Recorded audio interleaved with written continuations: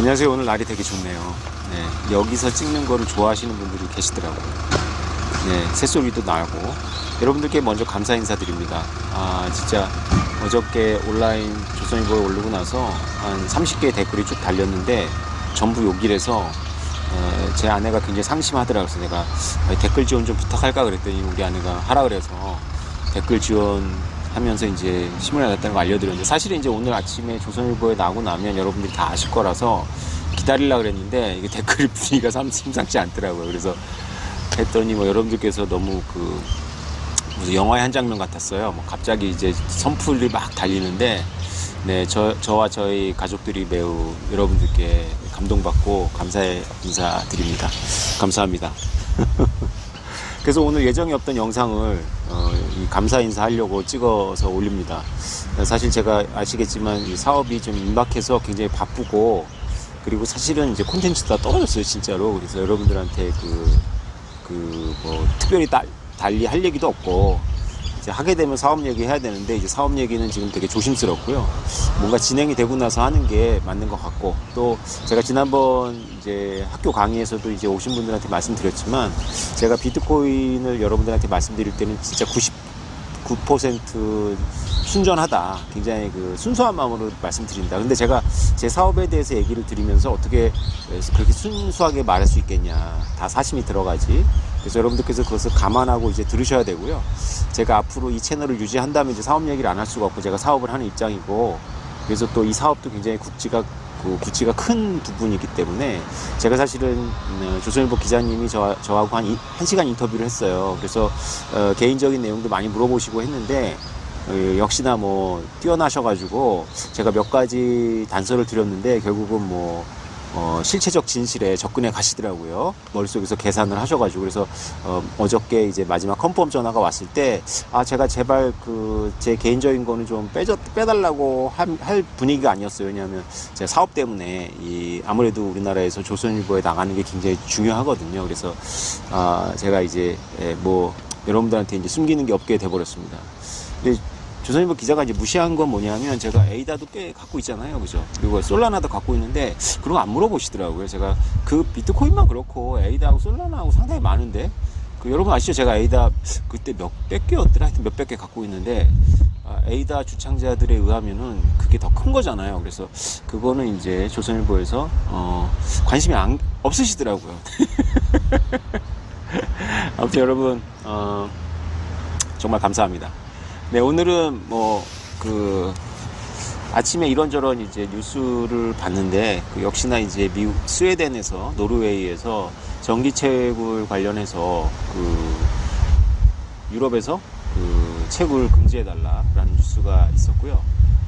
그리고 인도에서 중앙은행이, 어제 기자님도 인도 상황이 많이 바뀌었는데, 제가 인터뷰를 한 거는 이제 65,000달러 선에서 인터뷰를 했는데, 제가 실린 거는 이제 56,000달러 선에서 실렸죠. 그래서 이제 한 일주일, 2주일 미끄러지면서 이런 일이 벌어졌는데, 어제 기자님도 이제 데스크하고 굉장히 신뢰가 있었던 것 같아요.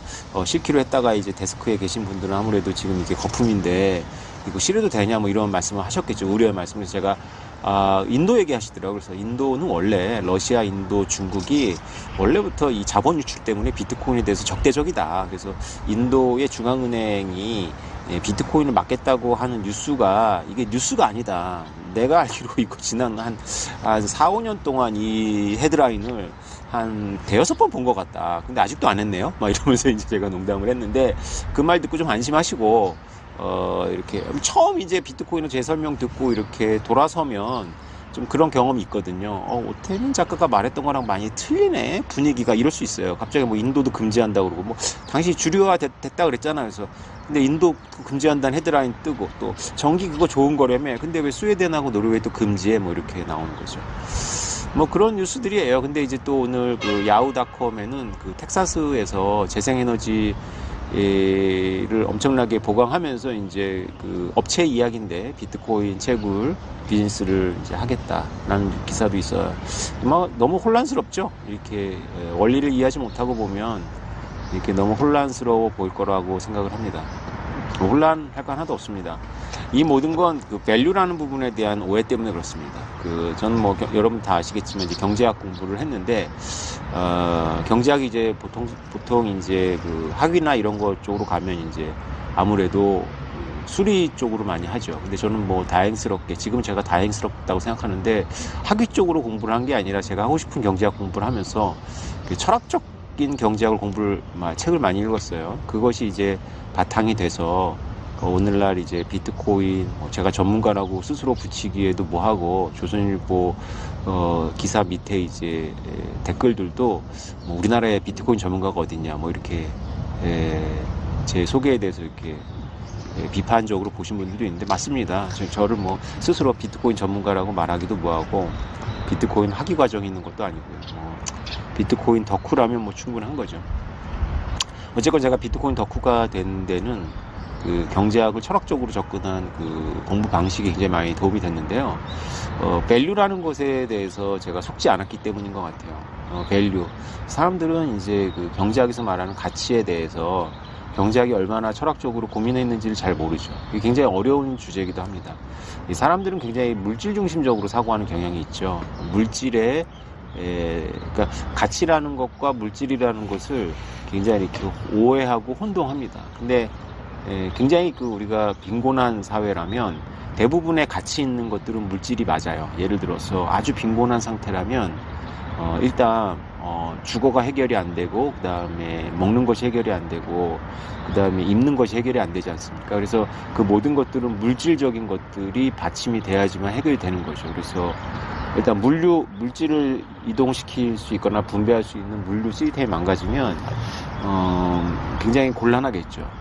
그런데 거기서 형성됐던, 물론 인류가 오랫동안 거기에 처해 있었습니다. 그런데 그런 상황에서도 물질이 가치의 모든 것은 아니었거든요. 그리고 또 물질이 있다 하더라도 그것이 어떤 것과 결합되지 않으면 가치가 없어요. 예를 들어서 이렇게 생각을 해보자고요. 바닷가에서 엄청나게 많은 물고기를 잡았는데 그것을 저장한다거나 그것을 오랫동안 보관할 수 있는 그런 지식과 결합되지 않으면 그것은 물질이긴 하지만 만선을 했단 말이죠. 그럼 엄청난 물고기를 잡아서 상당히 만족스럽겠죠, 어부는. 그러나 보관 기술이나 그걸 젓갈로 담근다거나 이런 지식과 연결되지 않았다면 그 만선의 기쁨은 오래 갈 수가 없죠. 근데 만약에 어부는 그냥 많이 잡아서 만선해서 기쁘겠지만 보관 기술이나 이동 기술이 있다면 더 기쁘겠죠. 그러니까 왜 그러냐면 어부가 개발하진 않았지만 보관 기술을 보관한 것 때문에 그 어부의 만선이 더 의미를 갖겠죠. 그래서 가치라는 것은 물질만은 아니다. 근데 물질을 배제하고 가치를 논할 수 있을 만큼 인간이 고상한 존재도 아니고 인간이 처해 있는 환경이 그렇게 추상적인 공간이 아니라는 것도 우리가 이해를 해야 됩니다. 그래서 물질과 관련이 있지만 밸류라는 것이 물질만으로는 안 된다. 이 정도로 설명한다면 여러분들께서 좀 타협 가능한 이해가 되지 않을까 싶습니다. 경제학 중에서는 이제 노동가치설 이런 게 있죠. 그래서 노동하지 않으면 가치가 없는 것이다라는 오해들도 있고요. 저는 오해라고 단정적으로 말씀드리겠습니다. 또 유통이라든가 금융이나 유통이 전혀 밸류를 생산하지 않는다, 밸류의 원천이 아니다라는 경제학적인 그런 학파도 있습니다. 그러니까 밸류라는 것에 대한 오해 때문에, 몰이해 때문에 인류가 전쟁과 이데올로기 전쟁을 치렀다고 해도 과언이 아니겠죠. 그러나 이제 경제학 수업에서는 이제 학생들한테 강조하는 게 인간은 어떤 물질도 사실은 창조하지 못한다고 봐야 되겠죠. 인간이 어떤 물질도 창조하지 못하고 인간은 어떤 물질도 본질적인 의미에서 소비하지 못한다는 거예요. 이것이 이제 물질 중심적인 사고 체계를 갖고 있는 분들한테 해드릴 수 있는 최선의 설명입니다. 물질 중심적인 사고를 하고 있는 분들의 입장에서 생각해 보세요. 우리가 어떤 물질을 진정으로 인간이 창조합니까? 우리가 쌀농사를 져서 쌀알을 만들 때 가만히 생각해 보면 우리가 환경을 이용해서 환경에 존재하는 여러 가지 원소들을 결합해서 쌀이라는 것으로 변화시킨 거죠. 그리고 우리가 쌀을 소비한다는 것도 생각해 보면 쌀을 먹고 우리 몸에서 배출이 되잖아요. 그러니까 쌀 자체를 소비한다기보다 쌀이라는 어떤 특수한 컴포지션이, 조합이, 물질의 조합이 해체되면서 우리가 그 해체되는 어떤 것들을 이제 소비하는 거죠. 이것이 생물학에서는 이제 뭐 에너지로 다 설명이 돼요. 그러나 뭐 지금 생물학 수업이 아니니까 여러분도 가만히 생각을 해보십시오. 우리가 본질적으로 어떤 물질을 창조하지도 못하고 어떤 물질을 다 소비하지도 못해요. 본질적인 의미에서. 그래서 물질주의적인 관점 답이 아니다. 생각 바꿔야 된다. 그러면 결국 궁극적으로 우리는 다 변형하는 거죠. 우리가 노동을 통해서 창조하는 것도 변형이고 노동 자체도 우리 몸에서 에너지의 변형이고 그리고 우리가 소비하는 것도 변형하면서 소비하는 겁니다.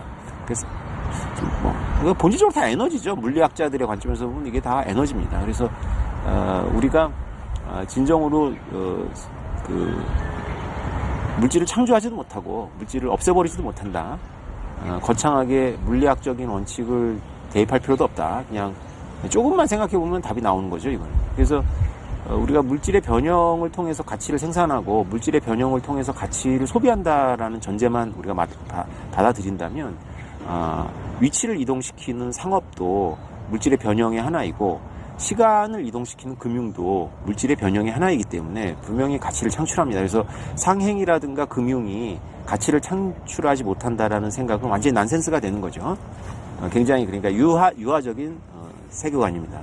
그래서 우리가 그러면 상업이나 금융이 가치를 창출한다라고 이해를 하고 나면 상행이라든가 금융에서 가장 중요한 것은 물질의 이동이 아닙니다.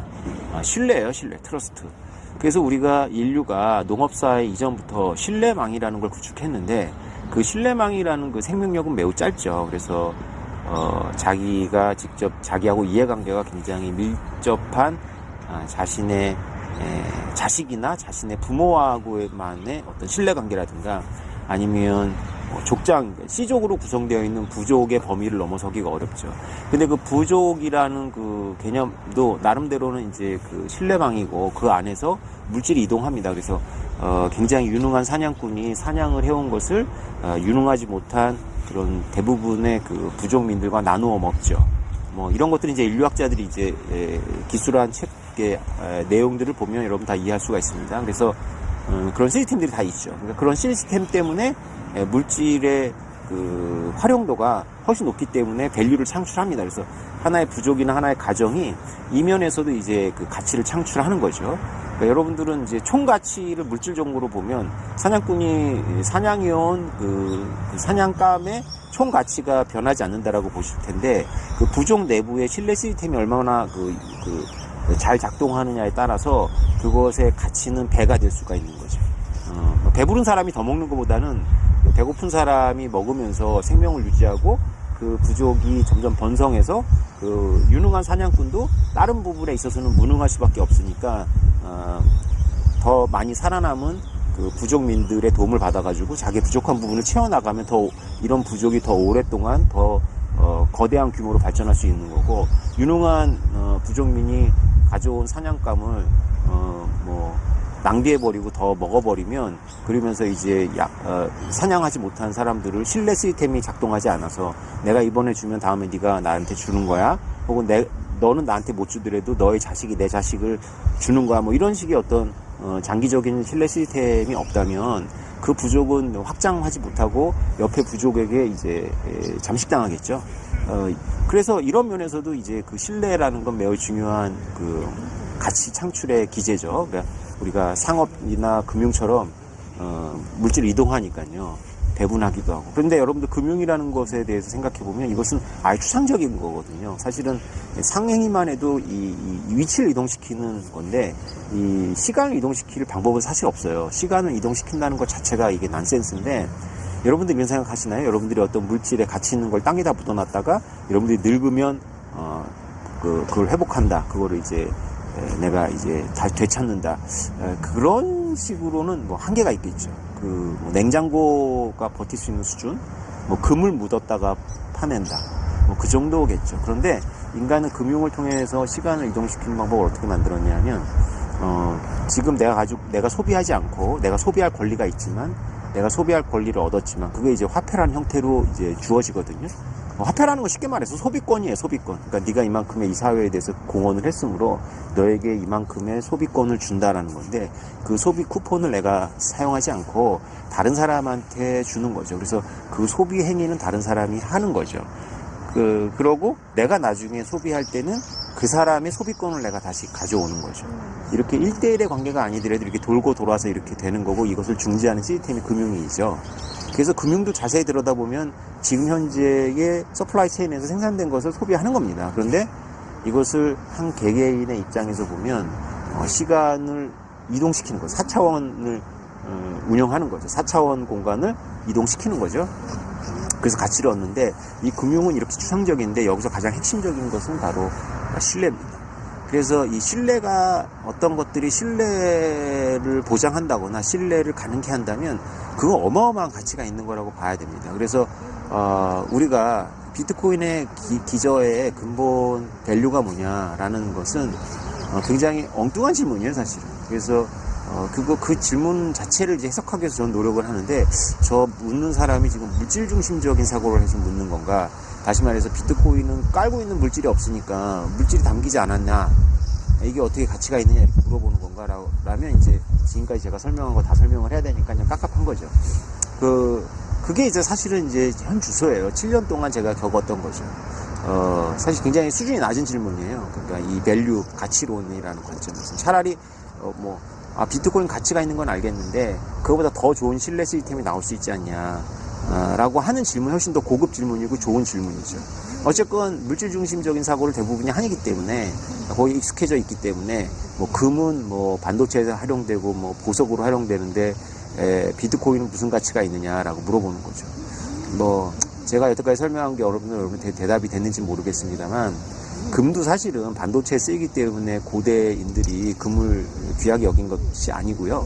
그리고 보석으로 쓰이기 때문에 금을 귀하게 여긴 것이 아니라, 금이 귀하기 때문에 그것이 보석이 됐다라고 생각하시는 게 맞고요. 금이 반짝이지도 않아요, 사실은. 근데 금이 구리보다 훨씬 비싼 건 구리보다 희박하고 구리보다 밸류가 더 있다라고 생각하기 때문에 구리보다 더 아름답게 보이는 것뿐이죠. 이렇게 생각해 보면 금하고 비트코인은 매우 지금 21세기의 관점에서 금을 다른 용도로 활용할 수 있는 21세기 관점에서 보지 마시고 2000년 전, 3000년 전의 관점에서 봤을 때는 금이나 지금의 비트코인이 비슷한 의미를 갖는다. 다시 말해서 금은 그 당시 사람들에게 있어서 신뢰를 줄 수 있는 지식이었던 거죠. 그러니까 주지의 사실이라고 제가 여러분한테 강조하는데, 금이 귀하다라는 것에 금이 귀하다라는 것은 금을 제시하는 사람이나 금을 받는 사람이 모두 공유하는 지식이 되는 거죠. 누구도 이 금을 땅에서 애쓰거나 노력 없이 쉽게 획득하지 못한다라는 전제가 있기 때문에 금은 신뢰망이 되는 거죠. 제한적입니다만 신뢰망이 되는 겁니다. 그래서 물질을, 시간을 투과시킬 수 있고 공간을 이동시키는 데 도움이 되는 거죠. 그러니까 금을 하나의 제도로 보셔야 돼요. 주지의 사실이고 하나의 제도다. 그럼 비트코인은 그런 제도나 주지의 사실이 될 수 있느냐? 이제 다른 거 다 떼버리고 금과 비교해서 그럼 금보다 더 좋냐? 네, 금보다 더 좋습니다. 왜 그러냐면 금보다 안 좋은 거는 딱 하나밖에 없어요. 그거는 물질이 없기 때문이 아니라 오랫동안 검증되지 않았다는 거 빼놓고는 금보다 더 좋습니다. 왜냐하면 금은 희소하다라는 것이 주지의 사실이지만 혹시 몰라요. 왜냐하면 어느 지역에 가면 왕창 나올지도 몰라요. 그리고 어떤 인간들이 원자를 이미 결합하는 건 할 수 있는데 경제성이 없어서 안 하는데, 금을 만들어내는 구리를 이용해서라든가 이렇게 금을 인근 원자로 만들어낼 수 있는 그런 기술이 경제성을 얻게 되면 금이 왕창 나오는 거죠. 그럴 가능성도 있고, 또 요새 어떤 프로젝트가 진행 중이냐면 태양계에 있는 소행성 중에 금을 엄청나게 갖고 있는 소행성들의 이제 탐사선을 보내가지고 금을 이제 채굴해 오는 거죠. 이런 미지의 우리가 지금은 확연할 수 없는 어떤 미지의 그런 변수들이 있습니다. 그래서 주지의 사실이긴 하나 상당히 좀 이렇게 완벽하진 않다. 그런데 이 주지의 사실, 금이 갖고 있는 주지의 사실을 강조한 게 미제스예요. 그런데 비트코인은 그 면에서는 주지의 사실로서 굉장히 좋죠. 그러니까 프로그래밍이고 10분마다 되고 있다는 걸 알고, 그 다음에 채굴량의 증가 속도라든가 채굴 한도라든가 이런 것들이 모두 답이 있잖아요. 그죠? 그래서 비트코인은 주제 사실로서 금보다 우월하다. 그러면 우리가 여태까지 가치론을 가지고 여러분들 쭉 끌고 왔는데, 물질 중심적인 거는 답이 아니고 상행이나 금융도 밸류를 창출하고, 그리고 금융은 아예 추상적인 개념이고, 거기서 더 나아가서 신뢰 시스템이 금융의 핵심인데, 신뢰 시스템의 본질은 시족 사회를 넘어서는 신뢰 시스템을 창출할 수 있느냐의 문제에서 굉장히 중요한 것은 주제 사실이고 공유 지식인데, 주제 사실이라는 면에서 금보다 비트코인이 우월하다. 고로 비트코인은 가치를 갖는다. 이렇게 논리가 전개가 됩니다. 그래서 전기도 마찬가지예요. 전기를 비트코인이 직접 전기를 갖고 있느냐, 비트코인을 주면 전기를 토해내느냐, 그렇진 않죠. 비트코인은 전기로 만들지만 비트코인은 물리적으로 전기를 변화시킨 건 아니거든요. 그러나 금융이라는 것을 우리가 철저하게 받아들인다면 비트코인은 남는 전기를 응축했다가 또 남는 전기를 되받아 쓰는, 전기가 부족할 때 되받아 쓰는 전기의 금융 시스템이 맞습니다. 그래서 이것에 대해서 많이 눈을 뜨고 있고요. 저처럼 전기의 금융화라는 이제 워딩을 만들어내진 않았지만 나중에는 전기의 금융화라고 부를 것 같아요. 왜냐하면 이거보다 더 적절한 표현은 없어요. 왜냐하면 금융의 본질이 바로 이 4차원 시공간을 물질을 이동시키는 건데, 4차원 시공간에 물질을 이동시키는 방식이 실제로 4차원으로 이동시키는 것이 아니라 조작을 통해서 3차원 공간에서의 이동을 통해서 4차원을 이동시키는 거니까 이 똑같거든요. 지금 비트코인이 3차원 공간 안에서 전기를 담았다가 그것이 4차원 공간으로 이동시키는 것처럼 보이는 거죠. 그리고 결과적으로 똑같죠. 그래서 여기서 그럼 중요한 것은 뭐냐면, 오늘도 그 야후의 기사에서 나왔는데, 텍사스에서 이 전기업자가, 채굴업자가 강조하는 것은 뭐냐면 flexible consumer예요. 그래서 유연한 소비자. 그래서 전기 산업의 특징 때문에 유연한 소비자가 가치 있는 겁니다. 그래서 유연한 소비자가 뭐냐? 전기가 남을 때는 소비를 하다가 전기가 부족할 때는 스톱을 해도 괜찮은 거예요. 여러분 생각해 보세요. 어떤 여러분들이 이렇게 전력 산업을 고민할 때 어떤 수요처가 이런 수요처가 있겠습니까? 내가 남는 전기를 막 소비해 주다가 전기가 다른 용도로 정말 필요해. 그러면 그때는 전기를 스톱해도 되는 거. 병원이요? 병원에서 전기가 막 남을 때 쓰다가 전기가 부족했을 때 스톱해버리면 수술하다가 막 난리 나잖아요. 반도체 공장도 안 되고, 그죠? 가정용 전기도 힘들잖아요. 그런데 전기차는 어때요? 전기차는 전기가 남을 때 충전했다가 쓰면 되니까, 전기차 같은 경우가 바로 이 역할을 하면 돼서, 꼭 전기차가 재생 에너지를 쓰지 않더라도 기존 에너지의 전기차를 쓰더라도 실제로 전기를 아끼는 효과가 있는 거죠. 그래서 테슬라가 그렇게 많은 보조금을 받아서 적자를 면하는 겁니다. 그래서 앨런 머스크는 이거를 누구보다 더 잘 알고 있기 때문에 앨런 머스크가 비트코인의 전기책을 오해했을 리가 없죠. 오해했다면 이상한 거죠. 앞뒤가 안 맞는 겁니다. 그렇기 때문에 앨런 머스크의 4월 달에 그 트윗이나 발언은 용서하기가 힘든 거죠. 엘리트가 자신의 지식에 반해서 어떤 발언을 해야 될 때가 있어요. 그걸 이해 못하는 거 아닙니다. 그러나 너무 장난스럽게 했죠. 얄미울 정도로. 제가 보기엔 뭐 거의 주가 조작이라고 봐요. 어제도 이제 코빗의 피터님하고 수다 떨면서 앨런 머스크에 대해서 저하고 이제 날카롭게, 피터님하고 생각이 거의 저하고 싱크로율이 99%인데 일론 머스크에 대해서는 이제 180도 반대더라고요. 이런 나오면 재밌으니까 보십시오. 네, 그래서 이 전기 산업의 가치를 높이는 것은 플렉서블 컨슈머예요. 다시 말해서 만선한 어부의 그 자체도 물론 기분 좋겠지만, 그 만선한 어부에게 가치를 더하는, 그 기쁨을 더하는 것은 어부가 관여할 수 없지만 그 젓갈을 담는 기술이라든가 혹은 그 냉장 기술 아닙니까? 그 기술이 더해졌을 때 그가 잡은 그 희귀한 생선이 도시로 가서 고가에 팔릴 수 있는 거잖아요. 아니면 자기가 먹어야 돼요. 가치가 별로 없다고요. 마찬가지로 전기 산업에 있어서의 그 냉장 기술이나 젓갈을 담그는 기술이 바로 비트코인입니다. 그러니까 전기차도 그렇겠지만 비트코인은 훨씬 더 유연하거든요. 그래서 우리가 오늘은 밸류에 대해서 여러분들하고 이렇게 깊게 논의를 해봤는데, 가치라고 사람들이 얘기할 때 그 가치는 물질이어서는 안 된다는 거죠. 물질과 관련이 있지만 물질 중심적인 사람도 그 생각을 해봐야 된다. 우리가 진정으로 물질을 창조하거나 없애버릴 수 없다. 변형시키는 거고 우리는 그 변형을 통해서 에너지를 얻고 에너지를 소비하기 때문에 진정한 의미의 변형은 가치의 본질은 변형이라는 거죠. 필요에 따라서 변형하는 거예요. 그러면 시공간을 변형시키는 것이 가장 최고급의 기술이고 시공간을 투과시키는 기술에 있어서 금융이 가장 밸류 사슬의 가장 위에 있는 것은 당연한 거다. 실제로 소득도 다르죠. 그것도 다 그런 이유가 있는 겁니다. 그것이 정당하냐 안 하냐는 지금 따지지 않겠습니다. 어쨌건 인류가 문명이 만든 가장 고도의 기술은 물질을 시공간을 투과시키는 것과 관련 있고 그런 의미에서 신뢰는 매우 중요한데 그래서 가치를 창출의 정점은 신뢰고 그 신뢰에 있어서 비트코인은 굉장히 중요한 키워드들을 갖고 있다. 그래서 여러분들이 어디 가서 야 그 가치도 없고 기저가치도 없는 것을 왜 투자해라고 할 때 여러분들 자신감을 가지셔라. 차라리 이 질문은 굉장히 설득력이 있다. 야, 비트코인은 이제 알겠어. 불공평해. 그러니까 이제부터 만들어서 비트코인 비슷한 거 만들어서 전 인류에게 다 나눠주고 이제부터 시작하는 게 어때? 그러면 더 뛰어난 기술로 더 좋게 만들 수 있지 않냐? 라고 질문할 수 있겠죠. 네. 다음 언젠가는 이 질문에 대해서 우리가 공정성이라는 것에 대해서 여러분들하고 또 깊게 대화할 기회가 있을 것 같습니다. 여러분 관심 가주셔서 감사하고요. 제 사업에도 관심 가져주셔서 정말로 그런 댓글을 많이 보이던데 여러분들께 감사드립니다.